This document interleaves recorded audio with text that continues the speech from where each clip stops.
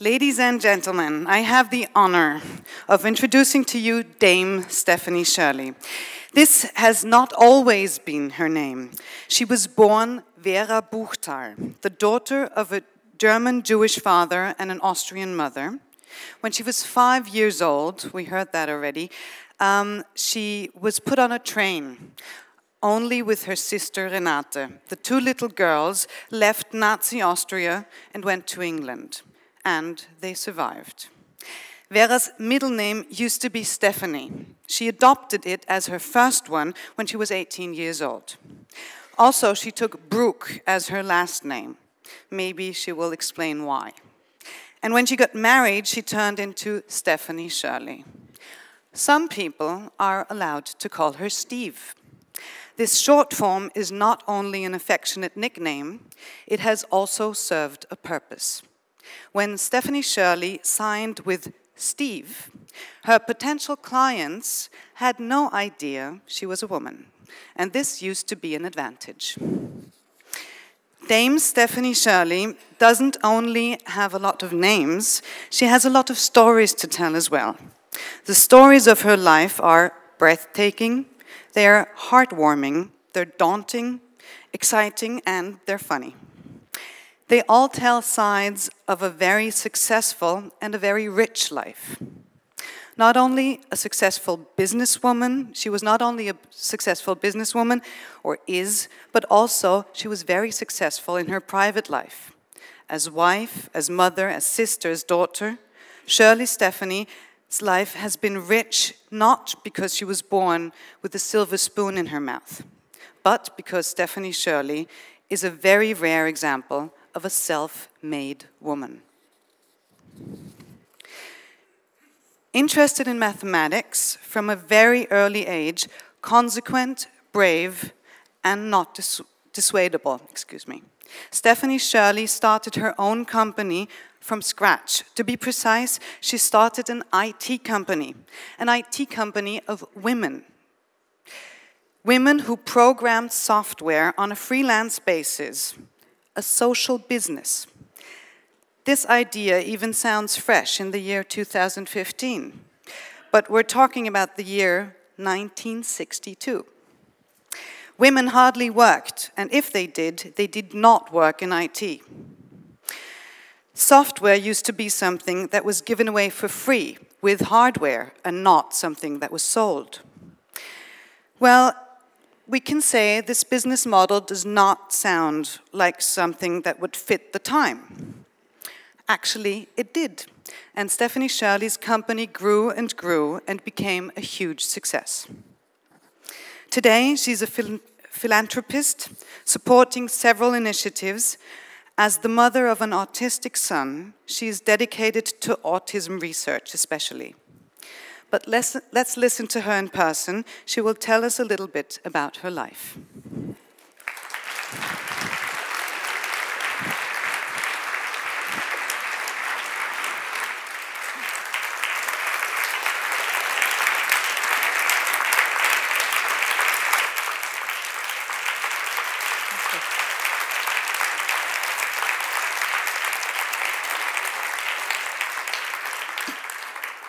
Your Excellency, ladies and gentlemen, thank you for coming because you could be at the Opera Ball tonight. Austria has my admiration for, in 1955, re-establishing itself as a sovereign nation and declaring itself permanently neutral, though its definition of neutrality has since somewhat weakened. As you've heard, I was named Stephanie after St. Stephen's Cathedral, and I must say I thank the Chamber of Labour and the several sponsors of this talk of the town for inviting me here today. It is lovely to be back in this beautiful city of elegant avenues and wonderful buildings. Grand palaces, I've never seen so many. You've heard about my memoir, which we're selling on behalf of charity outside afterwards, if you would like to. And when I wrote this, it took me 18 months. Not all full-time, of course. The publishers were confused. Was it about my being a refugee? Or was it about a woman who set up a high-tech company that went public? Or as mother of a severely autistic child? Or was it the story of a social investor on a journey to solve difficult problems or unmet needs by strategically giving my wealth away? Turns out I am all of these, so let me tell you my story. And all that I am or ever will be stems from when I got on that train in Vienna, part of the Kindertransport, which, as you will know, saved nearly 10,000 Jewish children from Nazi Europe. At 5 years old, clutching the hand of my 9-year-old sister, I really had only the vaguest idea of what was going on. What is England? Why am I going there? I am only alive because so long ago I was helped by generous strangers. And that, in a sense, led to my philanthropy. People ask me why I give so much away, but I've been given so much. What else can I do but give?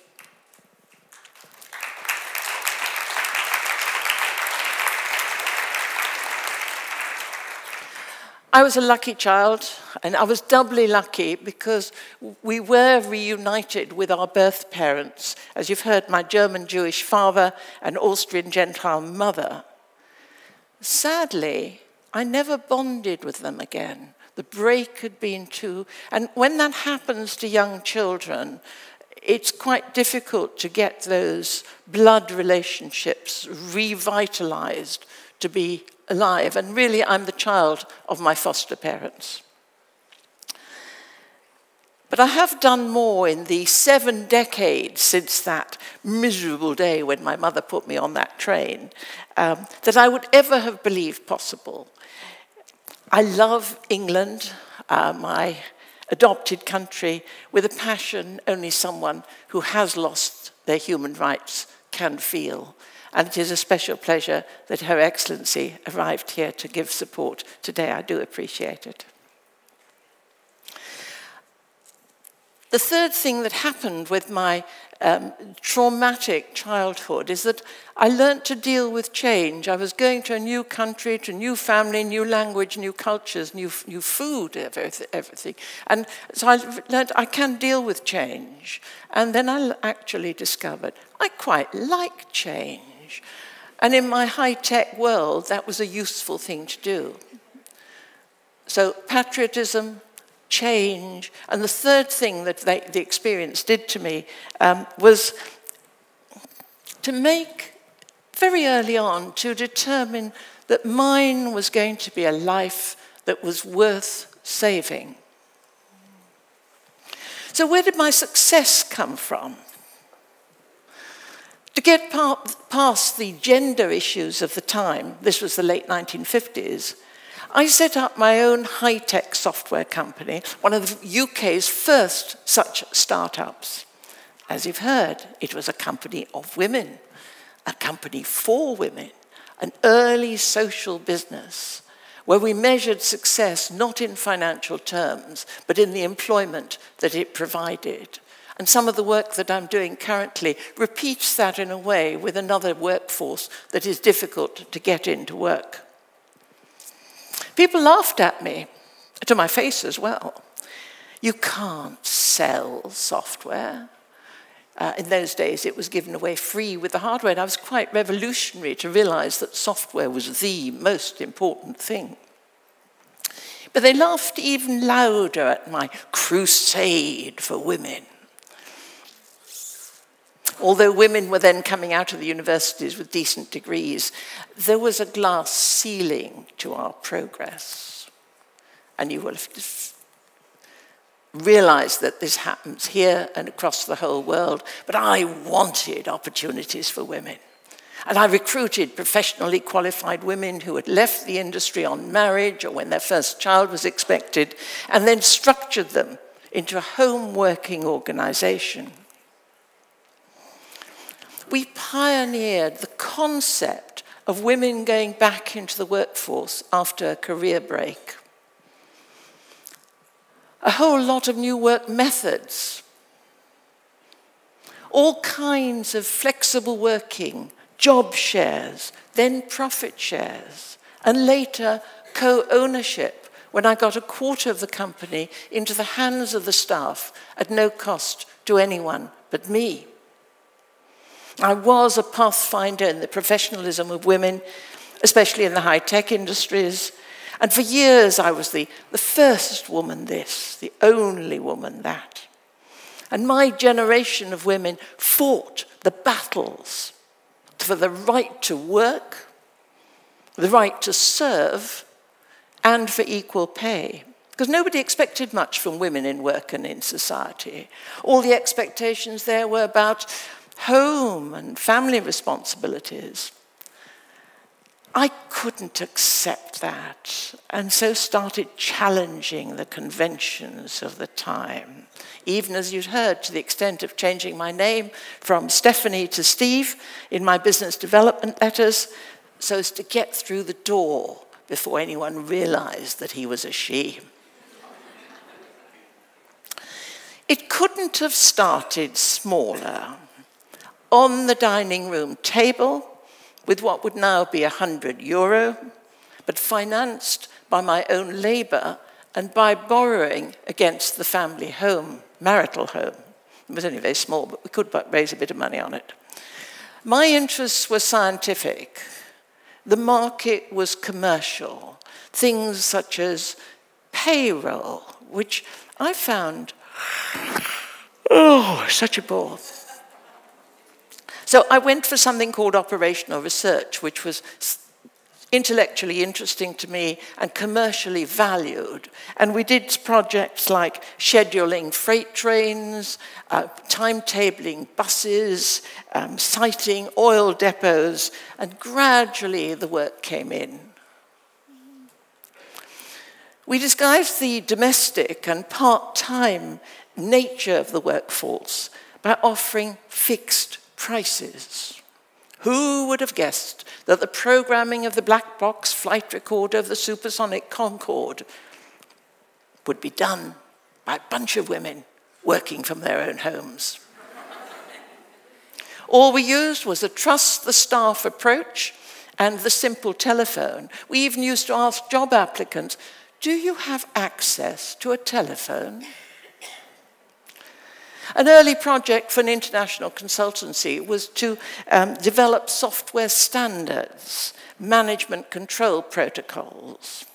Software was and is a maddeningly hard to pin down activity. So that was enormously valuable. We used the standards ourselves. We were even paid to update them over the years. And eventually they were adopted by NATO. Our programmers, remember, only women, worked with pencil and paper to develop flow charts defining the task to be done. They then wrote code, usually machine code, but it could be in binary, which was sent by mail to a data center for punching onto cards or paper tape. And our schedules, all that happened prior to it ever being submitted to the computer. And our schedules for computer work were based on 2 turnarounds a week. That was programming in 1962.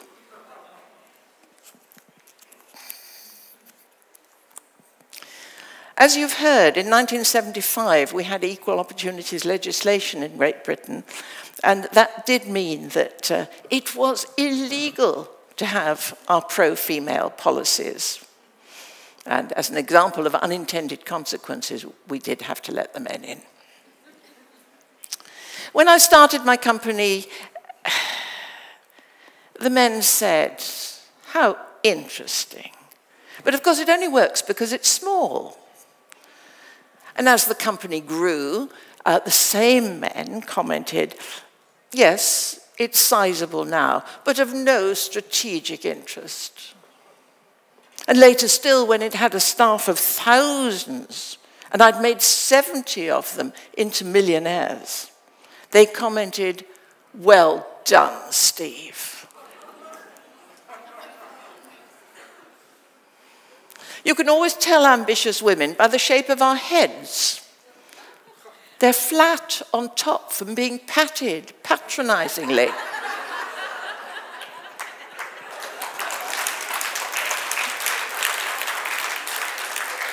Sometimes with larger feet, so to stand away from the kitchen sink.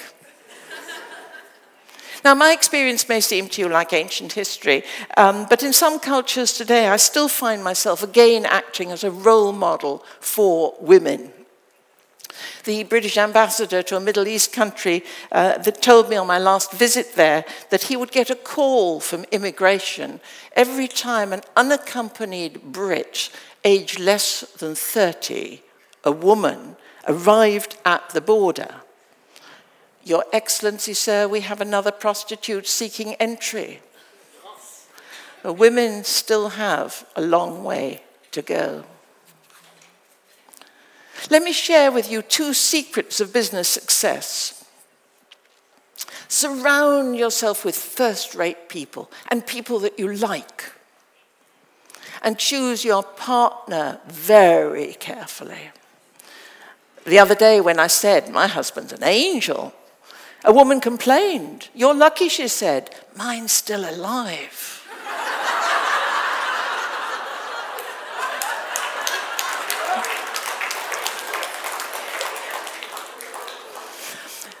If success were easy, we'd all be millionaires. In my case, it came in the midst of family pressures and indeed crisis. Our late son, Giles, was our only child, a lovely, beautiful baby, and I know every mother thinks that, but he really was lovely. And then at 2.5, over a matter of days or weeks, I can't really remember, but like a changeling in the fairy story, he turned from this happy, serene, quiet child into a wild, unmanageable toddler. And this was not what we in England call the terrible twos. He turned out to be profoundly autistic. He lost the little speech that he had, and he never spoke again. Now, classically, Giles was the first resident in the first home of the first charity that I set up to pioneer services for autism. And then I set up a groundbreaking school for pupils with autism. Later, a medical research charity. Whenever I found a gap in services, I tried to help. I like doing new things. I like making new things happen.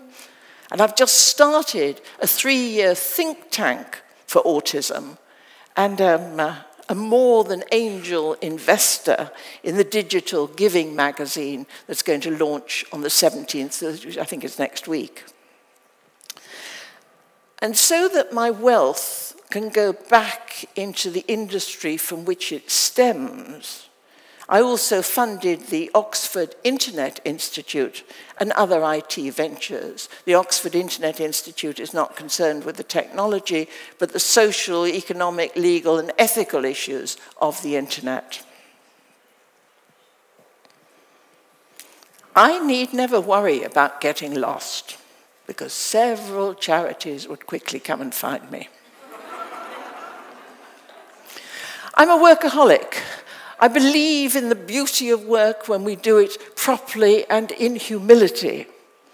And work is not just something I do when I'd rather be doing something else. For an entrepreneur, and I had to be told the meaning of the word when I was first called an entrepreneur, for an entrepreneur to have an idea for an enterprise, then to make it happen. Lots of ideas, it's making it happen that's difficult. And it does demand extraordinary energy, self-belief, and perseverance. A readiness to deny facts, the courage to risk family and home, and a 24/7 commitment that verges on the obsessive. We live our lives forward, but my memoir looks back to my unaccompanied child refugee years. They taught me that tomorrow is never going to be like today, certainly not like yesterday. And that, as I've explained, made me able to cope with change and eventually to welcome change. They taught me that even in the blackest moments of despair, there is hope if you can find the courage to pursue it. They taught me that sometimes the worst is less overwhelmingly awful than we fear. Sometimes the right attitude can create good, even from life's most terrible situations. We waste too much time being afraid when what we should really fear is wasting time. Thank you very much.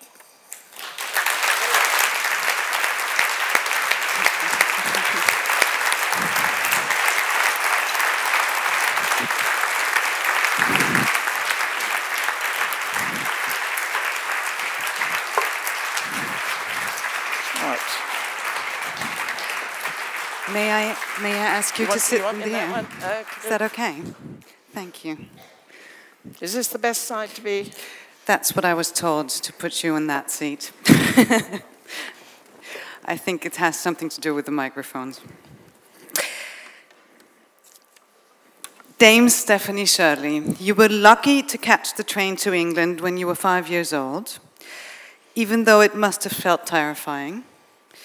To cope with the experience of being separated from your parents, being someone who survived while so many did not survive, to cope with these experiences, you went to see a psychoanalyst for years. Is psychoanalysis responsible for you being able to say things like, sometimes the worst is less overwhelmingly awful than we fear? Or is that something, character you had? I think, it's nature and nurture. When I really came to terms with my survival, there's this unexpected survivor guilt that hits you, that you feel guilty for having survived, and starting to think as if the atrocities were of your own making. And that leads to clinical depression, and I certainly had that for many, many years. And eventually a kind friend, a colleague really, introduced me to a good, Viennese actually, psychiatrist. What else? Excuse me. What else? And he helped me come to terms with that. And 50 years ago, I would write about Germany, actually, not Austria, that I didn't want to go back in the country, I hated it, and I'm now ashamed at having said such things, because as I matured, later on I realized that it was up to people like me to reach out, and I joined the Anglo-German Society and started actually reaching out and thinking eventually of Europe. And I'm very happy with how Europe looks. I'm not political at all. But light and shadow, they go together. I'm so conscious that I was lucky. I'm so conscious to be surrounded. I have a good husband of now more than 50 years, very English, very English. I sometimes think he only really married me because, well, he's difficult, of course, but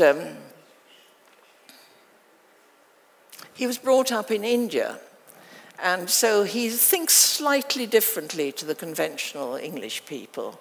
And so he's the one person in the world who really understands me and supports me in some of the crazy things that I do. So you don't seem to have any hard feelings towards Austria at all, and you've never had them? No, not towards Austria at all. I remember my memories of, we lived in Perchtelsdorf, as of a lovely, quiet village, really. We used to go tobogganing down a hill. Excuse me. We went to collect my sister from school every day because she was beginning to get a bit of anti-Semitism. But I had a protected life of a beloved child, and I went back after the war with my mother, who's born in Linz, and she is an Austrian, and we dug up the silver that we had buried for safety during the war. And my feelings about Austria, it's a beautiful... I'm going to the Mozart house tomorrow night. It's just wonderful to be here. When you say dug up silver, you mean... Dug up, yes. Where was that? That was buried in the garden, and we knew where it was, and we dug it up. So family silver? Family silver. Most of it was perfectly all right, by the way, except the knives were not of stainless steel, and they really had rusted. But the silver was fine, just needed polishing. You were lucky to be brought up with your sister Renate by a couple who you referred to as auntie and uncle. Your new parents, right? And they raised you with love and care. And you worked very, very hard to get a better education, especially in mathematics, and to climb up the career ladder, as long as the glass ceiling didn't stop you. Was it your plan to become a rich woman? I was going to be the world's first leading mathematician who was going to solve something called Fermat's last theorem. It took 40 years, and somebody else has solved it now. But basically, I discovered that I may love mathematics, the beauty of it, but I didn't have it in me to contribute at the research level. But luckily, the computer industry came along, and you needed mathematics in the early days. And I was just, as I say, I am a lucky person. If I'd been earlier in the industry, I probably wouldn't have made it. If I'd been later in the industry, I'd have missed it. Timing is everything in business. And I certainly had no idea whatsoever of making money. It was a crusade for women. And that was what I hung on to. So how much of your success was luck or being at the right time, at the right place at the right time, or how much of it was being just bright and smart and having a vision and wanting to do this and that and the rest just happened? Or do you believe there are methods which make success inevitable? Is there something like that? Well, I'm all those things, of course, but I also worked incredibly hard for many, many years. It was 25 years before the company paid a dividend. It was 3 years before I drew a salary. It was 1 year before I even drew expenses. If building a company were easy, it wouldn't probably have appealed to me, because it's when people say to me, you can't do that I want to do it. With my husband, who, as I say, is a slightly different culture, I'm very lucky. It's a balanced, dual career family. He's a physicist. But I always let him have the last word in an argument. Yes, dear.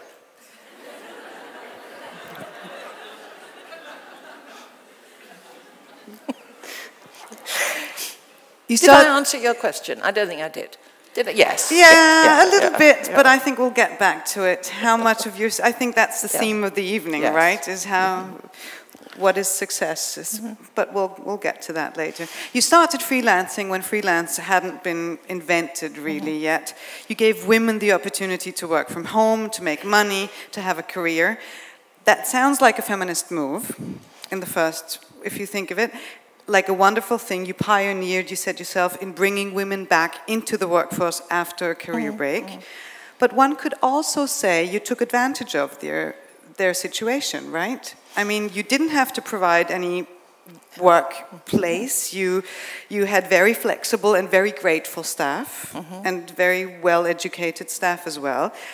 You didn't have to pay them as much, I guess? I think in terms of exploiting skills as being a very positive thing. My colleagues, especially the ones that came in the early days, grew into the job. They learned to sort of sit tall and realize that they had skills and could work together. And the other thing that was different about my company, at the time it was very much a sort of command and control culture in business, but we worked in teams. It was perfectly acceptable for me to check your work this morning, and in the afternoon you check mine. We worked in teams, a collegiate culture, and that made a lot of difference to how much, I mean, you know, you have to enjoy work, you spend a lot of time there. And I really tried to make it into a company that I myself would have liked to work for, because my first boss taught me only the sort of boss I didn't want to be. And when I started, I went out of my way to meet one of the few businesswomen that I could get in an interview with, and came away from that meeting and sort of saying, well, if business is like that, I don't want to do it. Because all she talked about was the money side, was I'm a people person, I'm not a feminist, I suppose I'm a feminist in deed, but not in word. I mean, the early feminism was very anti-men, and in no way was that us. But I am a humanist. I really believe in the power of any single individual to make a difference. And that, I think, has driven my life. You call freelance programmers, your original company, a social business. Was the social part of your business to give women a chance to work, or was it the product? Was that something that made the world a better place or people's lives easier? I really wanted to provide opportunities. First of all, I used to talk about jobs. Then I started talking about careers for women, especially women with children, to provide opportunities for them to follow a vigorous professional career. And I hinted before that I'm doing something similarly currently. Because of my autistic son, I've worked a lot with autistic charities, and currently I'm working to get, in a very small way, with other people, to get 1 million people with autism into employment in the IT industry by 2020. And it's very similar. Here are people with skills, they want to work, but they're not currently employed or welcomed by employers. And I'm really trying to help with that. You know, every time I see a gap and think, I can make a difference there, then I do. And I'm so lucky to have so much to get up for each morning.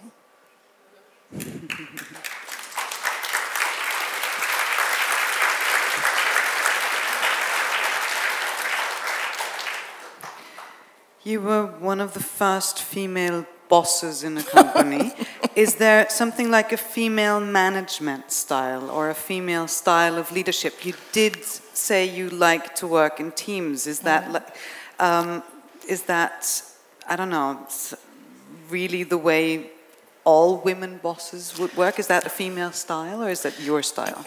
No, I think some women actually work as pseudo-men. They adopt the same work methods. They say they employ other women, but it's in subservient roles to support roles. I really believe in women and what we can do. And what was the question?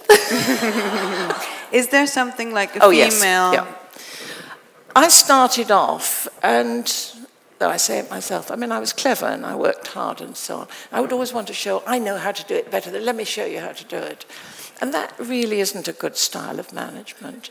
And eventually I learnt very simply to sort of say, look, I don't know how to do this. I think you could do it. Could you help me? And by showing my weaknesses, I in fact engendered an enormous amount of trust from the staff, and that they then blossomed and learnt to share their weaknesses and work properly in teams. Because nobody does anything by themselves anymore. You know, it's all a matter of teamwork. So it's a matter of delegating as well, yes. right? Well, It's sad for an entrepreneur, because I went into the software industry because I loved software. I could not believe that I should be paid so well for doing something that I enjoyed so much. But in business, the first thing I had to delegate was the writing of the software. I finished up doing the tax, the human resources, the credit control. The fun stuff. It's awful. But that's how it goes. Later, you turned your company into a co-ownership. You made some of your staff the owners of company shares at no cost to anyone but yourself. Are you just an incredibly nice person, or did you think that the company would benefit from that step? Well, I hope I'm a nice person. Certainly, co-ownership reinvigorated what was then already a sizable organization. And as an organization grows, all the buzz that you have in the early days gets more and more bureaucratic because you've got a system for this and a workbook for that. So when we actually went into co-ownership, there was an enormous buzz. Everybody knew that they were working for themselves. As I say, 70 of them became millionaires, and many people earned capital assets, as well, of course, as their salaries. I don't think people joined us for the high salaries. In the early days, they weren't high salaries. But I do believe that you have to pay people properly for good work. And when people try to go round that and are mean, I think their organizations have little hope of long-term success. Talking about long-term success, you talked about your business as being a social business, your original business, and you just told us a little bit about what you're doing right now, and that sounds like a very social business as well. Do you think that social businesses are a trend, or do you think they really could change our economy for the better? I never understand about the economy, but what seems to be happening is that more and more businesses are thinking in terms of their corporate social responsibilities become part of their general branding of the business. So they're moving towards the social side. And at the same time, charities, who are getting less and less public money, are learning to turn themselves into social businesses. What do I mean by that? There's a group of very profoundly autistic children who are doing two things to earn not all their money. They don't earn their keep, but they really contribute towards it. They're making cheese, which the Hilton hotels serve throughout Europe.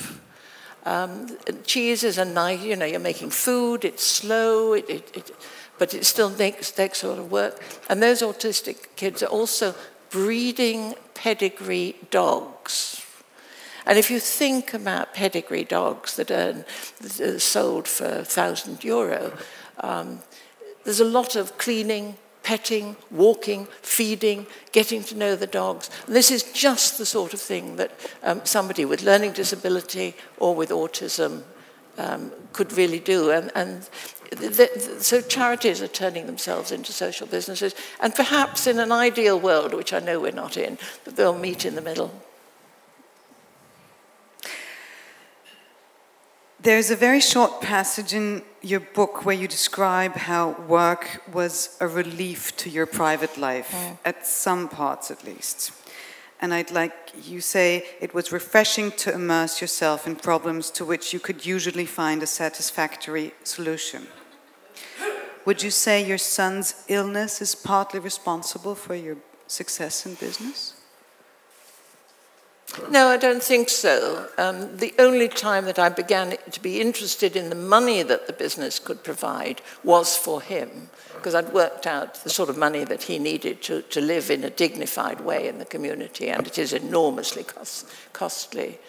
But people are surprised that I was able to create a pioneering business and at the same time care for my Jazi. And I'm of a generation where people did look after their own children. We had the feeling that if you didn't, we were going to rear juvenile delinquents.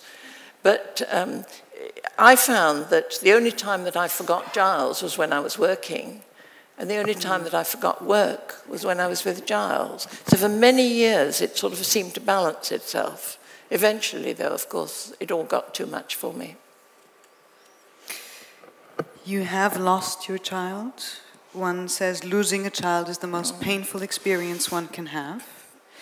Is that the reason you say that letting go is a very important thing to do in your life, and it's also the title of your book? The title of my book is Let It Go, with a sort of pun on the it, the information technology. Yeah. I don't think in any way that I have let go of Giles. My husband certainly hasn't. He is still bereaved. I've certainly come to terms with his death. I've come to terms with not having him around and without his need of me, because a lot of my life was focused on that. The motivation, I think, was changed over the years. Giles, I think the answer is I don't know. I just don't know. You still dream of him? Yes, yes. Not as often as I did. And usually today they're quite nice dreams, whereas earlier they weren't. I mean, he was a very disturbed and violent child. And, but he had good times? Oh, yes, we had good times, but they were few and far between. And when he smiled, a proper smile with his eyes, you had to live on that for a week or so.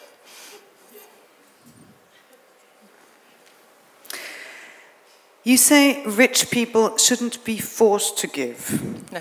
Why not? Why not make rich people who don't give society back by themselves, why not make them pay more taxes or make them donate to charity or whatever? Oh, I'm a great believer in the wealthy paying more taxes. I mean, I feel very strongly about that.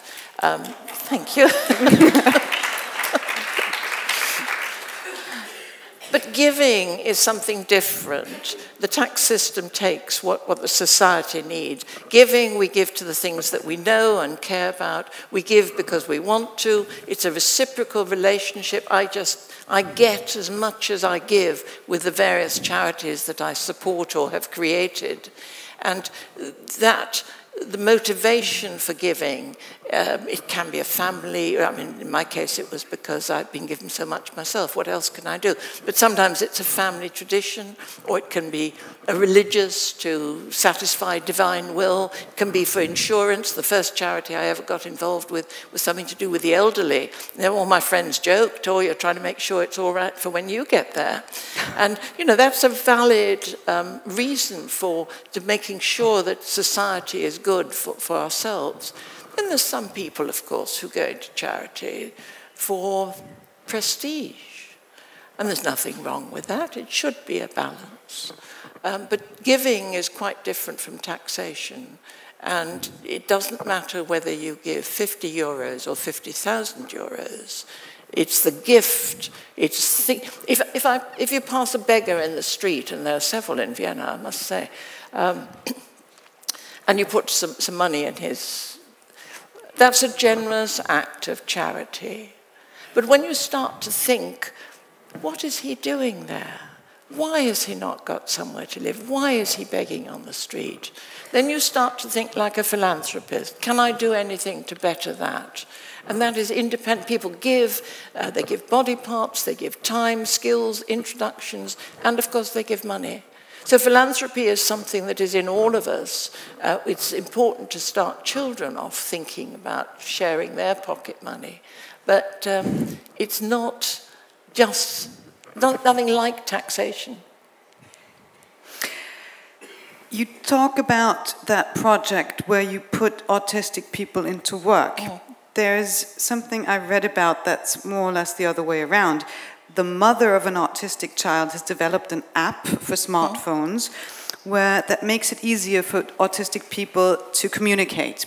Symbols, words, pictures put together, because sometimes she claims it's easier for her son to punch in to a message instead of talking to her. when I read about it, I thought, okay, that brings together autism and IT in another way, and that could interest you. Indeed it does. I mean, autistic pupils learn visually rather than orally.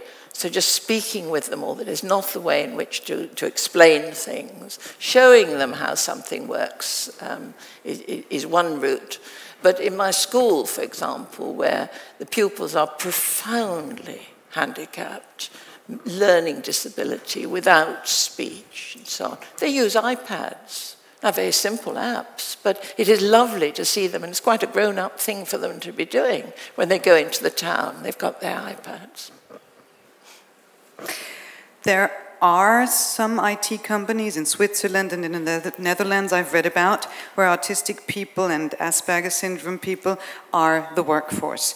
And some people find that fantastic. You seem to find it fantastic. And some people find it problematic as well, because these workers are encouraged and simulated on the one hand, but you can also say they're being exploited. So you said before that you think exploiting workforce is a good thing.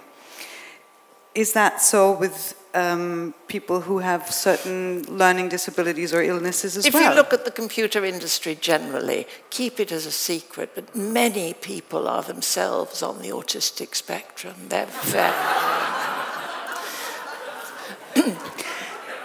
When they're in employment, there has to be a living wage. I only speak from English point of view. And if the task does not merit a living wage, then the public sector makes that up.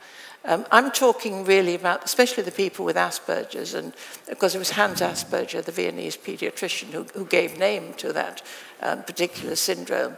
But there is so much that they're able to give. It needs very little to get them into employment. No point in putting them through an interview. They won't do that. Give them a task, try them out try them out for a week, see what happens, and they fall into jobs. You have to make some small adjustments to the working environment, perhaps. Not hot desking, if you know what that is. People moving around all the time, a different desk every day. They want to be stable. They want to work largely in solitary, but they are highly employable. And I'm very proud that they are now getting into work. About 1 in 100 children are on the autistic spectrum. That's a lot of kids. Do you think that autistic and non-autistic children should be in schools together? In general, I believe in, good old mix-up and have everybody together, because the non-autistic children then learn about other disabilities, about blind, about deaf, somebody in a wheelchair. It's good for everybody. Special schools still have a place because, as I say, some autistic children learn in a different way. You teach blind children in a different way. So very often you do have to pull them out and keep them separate. But the way in which society has moved to accept people with all their facets and build on the things that are strong and forget the things that are, okay, so he can't walk upstairs. It doesn't really matter. He's very good at translation or whatever it is. It's a big change in society, and I suspect that the Chamber of Labour has had a lot to do with that. Talking about changes in society, you gave an interview the other day saying that women today have it dead easy today. I agree that a lot has changed, but aren't we still far away from a really equal society? Well, of course there are differences, aren't there? But the young women who complained to me today about, certainly in my country, they're talking about imagined slights or something like this. There's no in the UK, there is no legal bar to a woman doing anything. I mean, I'm allowed to work on the stock exchange, I'm allowed to drive a bus, I'm allowed to be a bishop, all sorts of things that one time were legally closed to women. So nowadays, what is left is a sort of cultural block. And that's much more difficult to tackle because you can't sort of grip it and sort of say, well, I can get that through Parliament and it'll be. So we still have a way to go. But I do say to young women, exploit what you have, because it's a lot easier than I had it. So there still are some flat heads. Yes.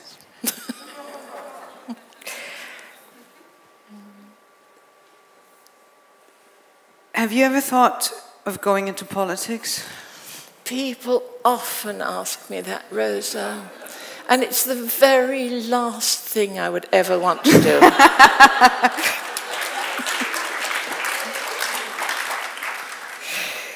You emphasized on how important it was to choose your partner wisely, and you did.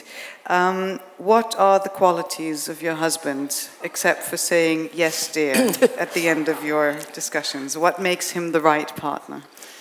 Well, he's more intelligent than I am. He doesn't have my drive and energy, but I respect him intellectually, as well as admiring him sexually and intellectually. As somebody, sorry. He is the one person that understands what I'm trying to do and will support and encourage me. And most people really resent my success or my pushing or my capabilities. Or it's not easy. Whereas Derek is obviously very clear. He helps me if I'm in difficulty.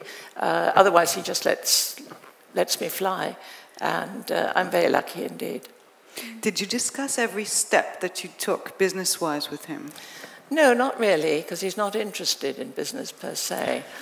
When we took a mortgage on the family house, and it was a second mortgage, I had to sort of sit him down and sort of say, you know, there's no guarantee that this company is going to fly, and if it doesn't, and we have this second mortgage, you and I are going to be back in furnished rooms with, by then already, a very difficult learning disabled child, and spell it out. Are you prepared to risk that?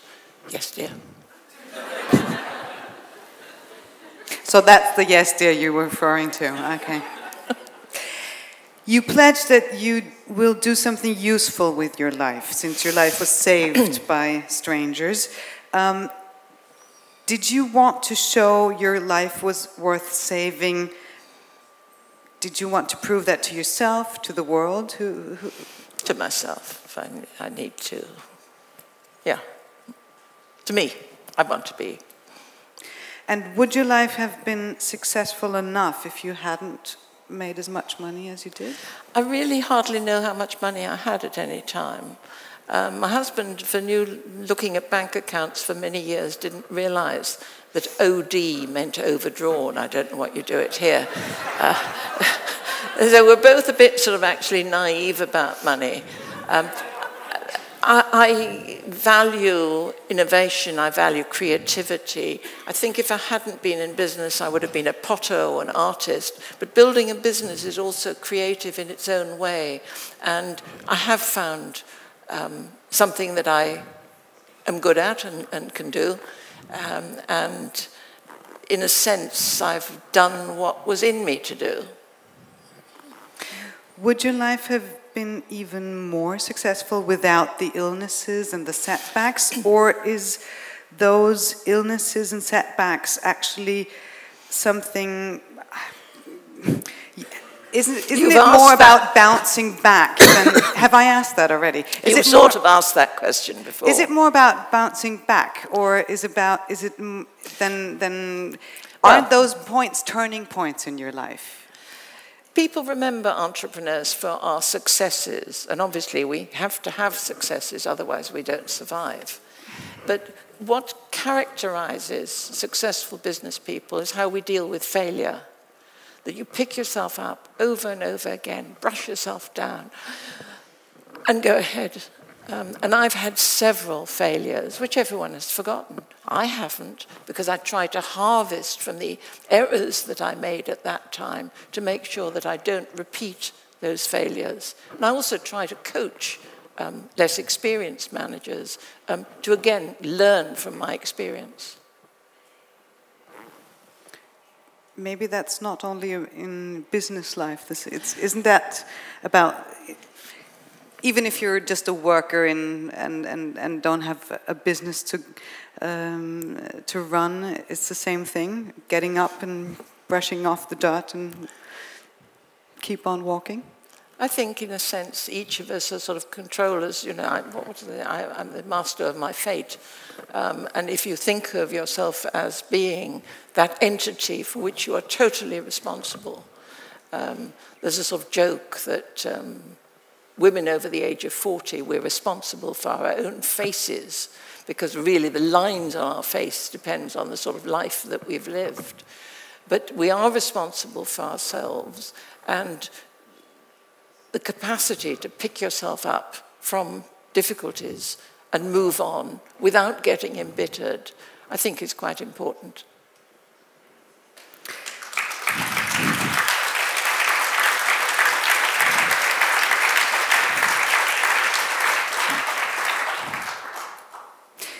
You were an unaccompanied child on a train to a foreign country, and you didn't even know the language, you didn't really know where you were going.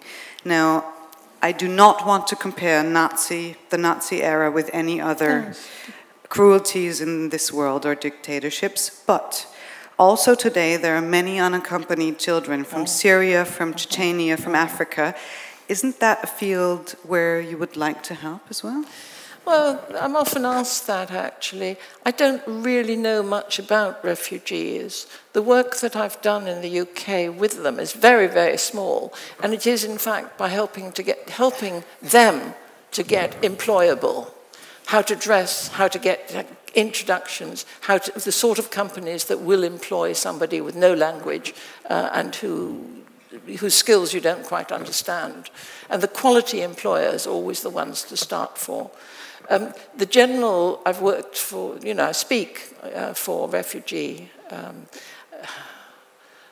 charities on a worldwide scale, but I think I always speak more from an academic viewpoint rather than my own experience, because, people have sort of said, you were lucky, or you were young, you were white, it's more difficult for me, The last words of your speech today, and also the last words in your book, are, "We waste too much time being afraid when what we should really fear is wasting time." So I do not want to waste your time, and I don't want to waste your time either, but I do have a couple of last questions. Have you wasted time in your life? Have you wasted time in your life? Oh, of course I have, yes. You go through a stage when you're young and trying to attract boys and that sort of thing, where you spend the day frittering away with, Yes, I've wasted plenty of time, yes. I also have to think of your description of the years where you spent smoking way too many cigarettes and working way too hard and not pausing at all. Wasn't the time when you tried to not waste time at all the time where you wasted the most time? You're probably right, I don't know. I've changed so much, and people are not static. How I see things now is different to how I saw them 5 years ago. And the last few chapters in my book, for example, which is largely about the philanthropy, I really want to rewrite, because you only see the significance of it with time. And to describe what I did 3 years ago, I set up a school or something, but to really see its significance, I need more time. And the later chapters, I think, don't have that perspective that I think a memoir properly should have and make it worth reading. Tell us more about it then. Let It Go was published in 2012, and I've also done it as a talking book, so it's got me recording it painfully at home. Would you believe that it's not possible for me to read a page of my own book with my own words without making a mistake? You would not realize, though, I did listen to it because it's edited very well. So. But the number of paragraphs I had to... Sorry, got to start that one again. I'm very proud of it, actually. As I said, the publishers didn't like it because they couldn't categorize it and put it into a particular box. And again, that's something that happens in society generally. Things are not black and white. You know, they are varying shades. They change with time and what you're doing. And this business of summarizing, oh, don't like him, don't want that, I think shuts a lot of doors that are better left open.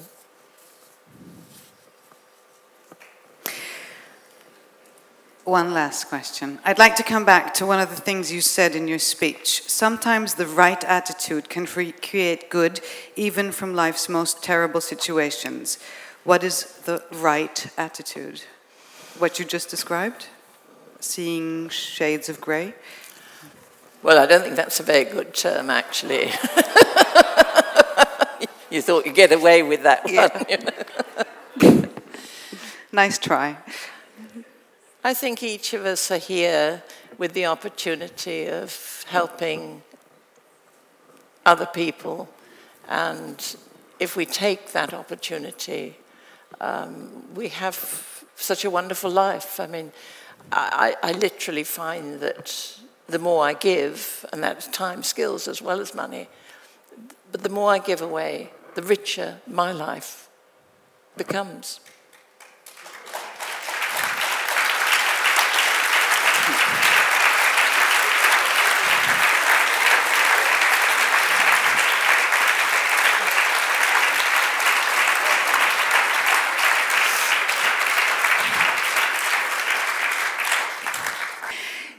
Thank you very much for coming here, Dame Stephanie Shirley.